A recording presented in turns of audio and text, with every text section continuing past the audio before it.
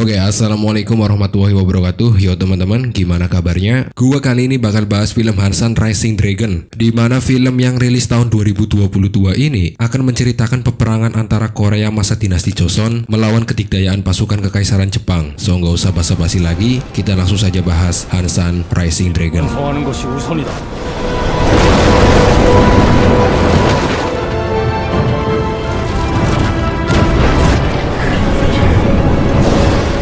Diceritakan tahun 1592, pasukan Jepang di bawah pimpinan Jenderal Wakisaka berhasil menduduki sebagian besar wilayah strategis kerajaan Joseon. Salah duanya adalah wilayah ibu kota Hanyang dan juga Benteng Busan, yang akhirnya memaksa raja untuk mengungsi ke daerah Pyongyang yang sekarang menjadi ibu kota Korea Utara. Situasi ini jelas membuat Joseon ada di ujung tanduk, sampai sebuah pasukan angkatan laut yang dikenal sebagai Jola yang dipimpin oleh Laksmana Yisunsin berhasil mendesak pasukan Jepang dalam sebuah peperangan, di mana dalam perang ini Angkatan Laut Jola menyertakan sebuah kapal unik yang berbentuk mirip kura-kura dan turut dipersenjatai sebuah meriam yang dibungkus sebuah pendobrak berbentuk kepala naga. Hanya saja kapal yang masih belum sempurna membuat kepala naga tersangkut setelah digunakan untuk menghantam kapal lawan. Kondisi itu membuat awak kapal tentu dalam bahaya karena pasukan Jepang malah berbalik mengepung kapal kura-kura. Beruntung dari arah lain sebuah kapal yang dipimpin langsung oleh Laksmana Yisunsin sampai di sana untuk membantu. Ironisnya, walaupun berhasil memenangkan pertempuran, Laksmana Yisunsin harus terluka setelah bahunya tertembak musuh.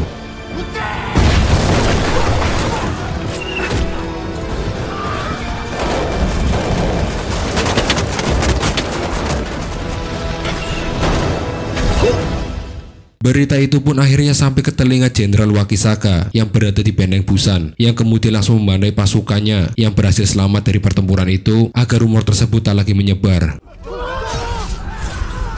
Di markas Jola, Laksmana Yisunsin terlihat mengumpulkan para petinggi angkatan laut lainnya, di mana di sana mereka akan membahas tindakan apa yang akan mereka lakukan dalam peperangan melawan Jepang. Situasi kemudian menjadi panas saat Laksamana Won dari angkatan laut Gyeongsang terus bersikuku agar mereka lebih baik bertahan dan mempertahankan wilayah yang tersisa, sementara Yisunsin lebih memilih untuk kembali menyerang Jepang, dan jelas hal itu membuat Laksamana Won cukup kesal. Setelah rapat selesai, Yisunsin dan para bawahannya mendapatkan kabar jika raja telah meninggalkan Pyongyang dan sekarang tengah menuju daerah Uiju. Mendengar berita itu, Komandan Eo mencurigai jika raja akan menuju ke Cina untuk meminta bantuan pada dinasti Ming, dan jika hal itu benar-benar terjadi, moral rakyat bisa sangat jatuh. Untuk itulah Yisunsin semakin bertekad untuk memenangkan pertempuran yang berikutnya, karena meskipun kemenangan akan sangat sulit untuk mereka dapatkan, tapi jika mereka tak segera bertindak, nasib bangsa mereka akan berakhir. 설마 상관께서 명국으로 귀부를 생각하시고 상관께서 의주로 파천하신 이유가 Sementara itu di Busan, Wakisaka ditemui oleh penasehat kanselir Jepang yang membawa pesan dari tuan kanselir untuknya, dan dari perbincangan mereka diketahui jika setelah penaklukan Joseon mereka akan menuju ke dinasti Ming untuk penaklukan berikutnya, dan untuk memuluskan rencananya Wakisaka meminta bantuan penasehat agar bisa membujuk pasukan Kato untuk membantunya. Setelahnya Wakisaka bersama tiga bawahannya, Watanabe Shichemon, Manabe Samanosuke, dan juga Sahei, terlihat mendiskusikan cara mengatasi kapal kura-kura yang dimiliki angkatan laut Jola yang mereka juluki sebagai monster naga laut Bokaisen, yang akhirnya Wakisaka memerintahkan Sahei untuk memata-matai angkatan laut Jola demi kemulusan rencana mereka.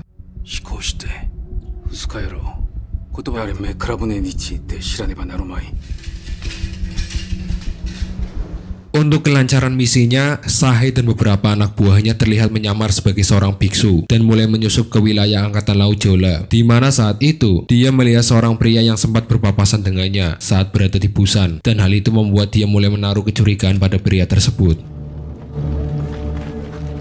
Di malam harinya, Yisunsin terlihat menyaksikan peradilan kepada para tentara Jepang yang berhasil mereka tawan dari pertempuran terakhir. Pemimpin mereka yang bernama Junsa terus memberontak untuk bisa menarik perhatian Yisunsin, hingga akhirnya Junsa bisa bicara empat mata dengan Yisunsin, dan mengejutkannya Junsa mengungkapkan keinginannya untuk membelot dan mengabdi pada Yisunsin karena dia begitu kecewa pada pemerintahan Jepang yang menggunakan dia dan pasukannya sebagai tameng. Sementara di saat yang sama, dia melihat dengan mata kepalanya sendiri saat Yisunsin mati-matian melindungi pasukannya, karena ternyata orang yang telah menembak Yisunsin di pertempuran terakhir adalah Junsa, dan berkat kejadian itu Junsa menaruh respect sebesar-besarnya untuk Yisunsin, dan bak gayung bersambut, Yisunsin akhirnya menerima permintaan Junsa itu.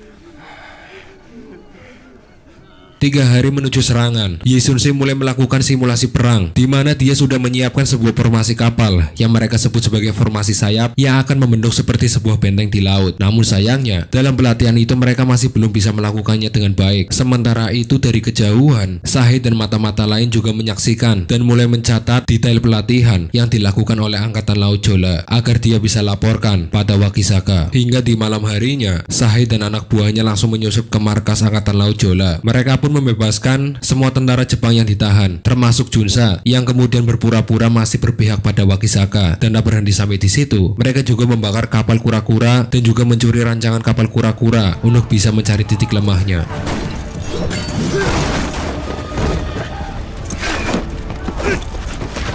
Akibat peristiwa itu, Yi Sun-shin pun langsung menuju ke galang kapal untuk menemui ketua Nah yang tak lain adalah perancang sekaligus pembuat kapal kura-kura. Yi Sun-shin meminta maaf karena kemungkinan besar kapal kura-kura tidak akan dia sertakan di perang mendatang karena selain beberapa bagian rusak karena terbakar dan rancangannya yang berhasil dicuri, kapal kura-kura juga memiliki kelemahan di mana di pertempuran terakhir saat kapal kura-kura digunakan untuk menghantam kapal lawan, kepala naganya malah tersangkut setelahnya, sehingga itu akan sangat beresiko. Ketua Nah juga menyadari hal itu. Dia pun menjelaskan jika dia sedang menyiapkan kapal kura-kura generasi terbaru yang tidak akan mengalami masalah seperti itu. Dan untuk itulah dia memohon pada Yi Sun-shin agar tetap menyertakan kapal kura-kura dalam pertempuran. 부디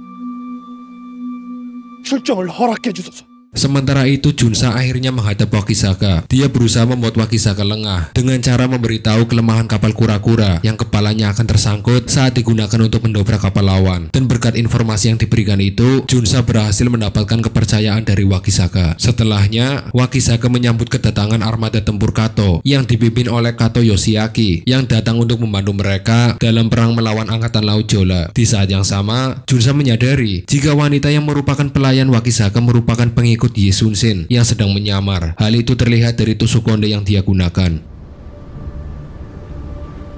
Kemudian di malam harinya, Yi Sun-shin mendapatkan kabar jika Lim Jun-yong telah kembali. Lim Jun-yong sendiri adalah pria yang sempat dicurigai oleh Sahe karena sempat bertemu di benteng Busan. Dia adalah mata-mata yang dikirim oleh Yi Sun-shin untuk mencari berbagai informasi, dan dalam pertemuan malam itu, Lim Jun-yong menjelaskan kepada Yi Sun-shin dan petinggi militer lainnya jika Wakisaka memiliki 30 kapal besar dan 70 kapal berukuran sedang. Namun mereka mendapatkan bantuan dari armada perang Kato yang memiliki 40 kapal yang dilapisi baja dan dipersenjatai meriam yang lebih modern, sehingga totalnya adalah 140 kapal yang mereka miliki. Setelah mendengar informasi itu, Yi Sun-shin langsung memberikan instruksi jika mereka akan berangkat saat tengah malam. 특히 대장선인 듯한 배는 화포는 물론이가 보았던 배들과 달리 선체가 두껍고 내일 밤 자정에 출동할 것이다. Esoknya, Wakisaka terlihat sedang mengadakan perjamuan untuk Kato. Junsa juga ada di ruangan itu, hingga tak lama setelahnya, seorang pembawa pesan sampai di sana. Wakisaka pun meminta semua pelayan untuk keluar terlebih dahulu. Pembawa pesan itu menyampaikan jika kanselir akan membiarkan Wakisaka mengambil keputusan secara penuh atas perang melawan Angkatan Laut Jola. Dan jelas, hal itu membuat Wakisaka semakin percaya diri dan juga memutuskan jika mereka akan berangkat pada tengah malam. Kato yang mendengarnya langsung menentang karena hal tersebut akan sangat beresiko. Kato bahkan sempat mengacungkan pedangnya pada Wakisaka, tapi Wakisaka enggan mendengarnya. Merasa Wakisaka terlalu angkuh, Kato dan anak buahnya memutuskan untuk pergi dari sana. Kato.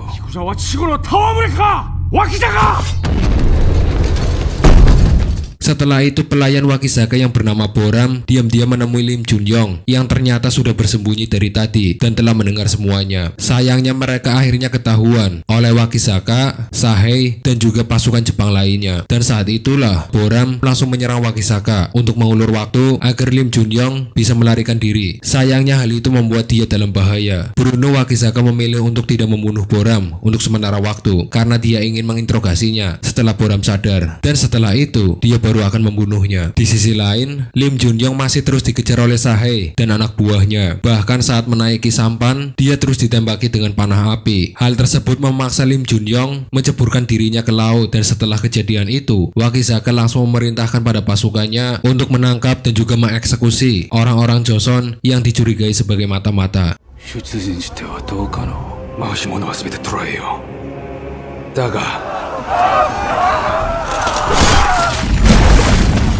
Di tempat lain, terlihat Angkatan Laut Jola yang sudah mulai berangkat ke tempat pertemuan. Sementara itu di Busan, terjadi pertempuran antara armada Kato melawan pasukan Wakizaka. Singkat ceritanya, dalam pertempuran itu, Wakizaka berhasil menang. Dia pun langsung mengusir Kato beserta pengikutnya dan juga merampas kapal dan persenjataan milik mereka. Di saat yang sama, Junsa diam-diam menyelinap dan membunuh para penjaga tempat Boram dirawat. Dan setelah Boram akhirnya siuman, dia meminta Boram untuk pergi ke tempat Laksamana Yisunsin untuk memberikan laporannya terkait pasukan Wakizaka. 상황이 급하니 이제 혼자 가야만 합니다. Esoknya Junsa yang mulai bergerak melihat pergerakan pasukan darat milik Jepang yang sedang mengarah ke markas Angkatan Laut Jola. Namun baru saja akan memeriksa keadaan, dia tiba-tiba diserang oleh seseorang. Di sisi lain terjadi perdebatan saat Laksamana Won terus mencela rencana yang sudah dipikirkan dengan sangat matang oleh Laksamana Yisunsin. Apalagi saat itu Laksamana Won enggan dijadikan pasukan pengumpan. Bruno saat itu bawahannya yang adalah Komandan Lee langsung mengajukan dirinya untuk memimpin pasukan pengumpan. Dan untuk kelancaran dia akan dibantu oleh kapal yang dipimpin oleh Komandan Eo. 들이 바로 눈앞에 있어. 이 노구의 마지막 바람이니 이것은 천하의 조롱거리가 될 것입니다. Tak lama setelah itu, Yisunsen akhirnya mendapatkan pesan dari Junsa yang dibawa oleh Boram yang saat itu masih sangat lemah. Sedangkan Junsa sendiri ternyata ditangkap oleh pasukan anti Jepang karena mereka mengira Junsa masih menjadi bagian dari mereka. Beruntung Tuan Park yang merupakan pimpinan dari pasukan anti Jepang mau membebaskannya karena percaya jika Junsa ada di pihak mereka. Dan setelah itu, Junsa bersama Tuan Park pergi untuk memantau pergerakan pasukan Jepang. Di malam harinya, Laksamana Yisunsin kembali membuat pemetaan pada formasi sayap yang telah dia rancang. Dia pun menempatkan masing-masing Laksamana, komandan, dan juga kapten di setiap posisi yang dirasa vital, dan masing-masing dari mereka harus disiplin dalam rencana ini karena formasi sayap cukup beresiko untuk dilakukan dalam perang.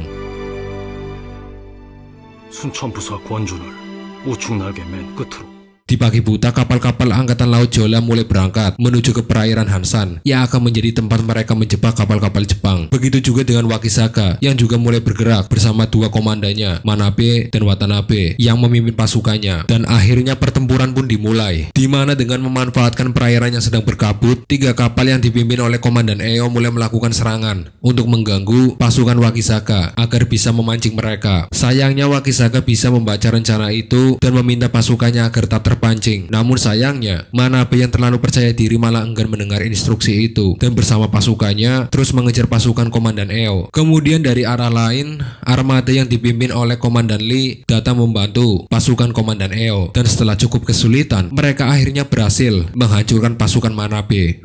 역시 적선 전체가 기동하지는 않는다.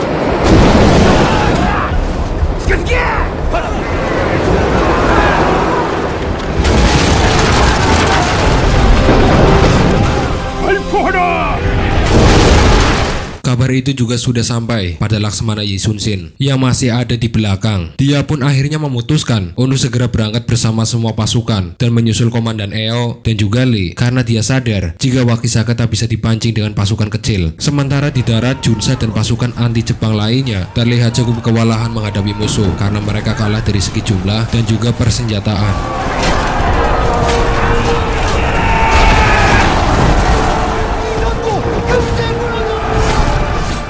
Kembali lagi ke laut, di mana pasukan yang dipimpin oleh Yisunsin akhirnya mulai tiba di medan perang. Komandan Eo dan Lee sebisa mungkin untuk bergegas dan lepas dari kejaran pasukan Jepang untuk bisa segera bergabung dalam formasi sayap. Sementara itu Wakizaka memerintahkan pada pasukannya untuk segera membentuk formasi sisik ikan dan mengejar pasukan Komandan Lee dan juga Eo. Keadaan pun menjadi rumit saat Laksamana Won malah mengacaukan rencana dan malah sibuk menembaki pasukan Jepang yang dipimpin oleh Watanabe, yang akhirnya membuat dia sendiri dalam kondisi yang sangat sulit. Beruntung di saat-saat terakhir, dua kapal kura-kura yang dipimpin oleh Ketua Nah sampai di sana dan langsung menyerang dan berhasil meluluh lantakan pasukan yang dipimpin oleh Watanabe, sehingga memberi waktu pada Komandan Lee dan Eo bergabung dalam formasi sayap.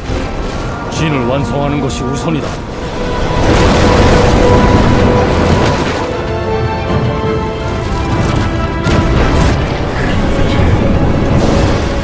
Namun dari arah lain pasukan yang dipimpin oleh Sahai berhasil menembaki kapal kura-kura. Sahai juga terlihat meremehkan kapal kura-kura yang mulai mendekati kapalnya karena mengira jika kepala naga yang digunakan sebagai pendobrak akan kembali tersangkut. Namun dugaannya salah karena ternyata Ketua Nah berhasil membuat kapal kura-kura yang baru memiliki mekanisme yang membuat kepala naga tak lagi tersangkut, dan berkat hal itu mereka berhasil menghancurkan pasukan Sahai. Sementara Yi Sun Sin juga cukup lega karena Ketua Nah berhasil menjawab kepercayaan dan kesempatan yang telah dia berikan.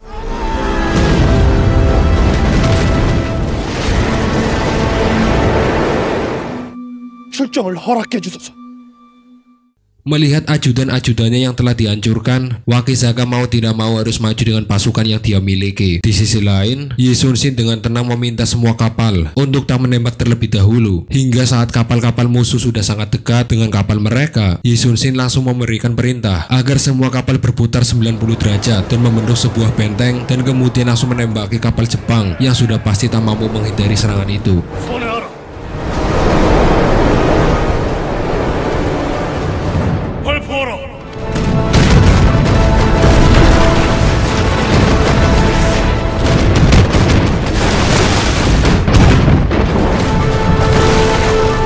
Wakizaka dan sebagian prajuritnya ternyata masih bisa bertahan dan masih berupaya untuk mendekati kapal Yi Sun Sin untuk memaksa pertarungan jarak dekat. Beruntung kapal kura-kura langsung menghantam kapal pasukan Wakizaka, ditambah kapal-kapal lain yang terus menembaki kapal tersebut. Dan tentu Wakizaka tak bisa berkutik lagi hingga saat dia mencoba melarikan diri, Laksamana Yi Sun Sin dengan panahnya berhasil membidik tepat ke arah Wakizaka.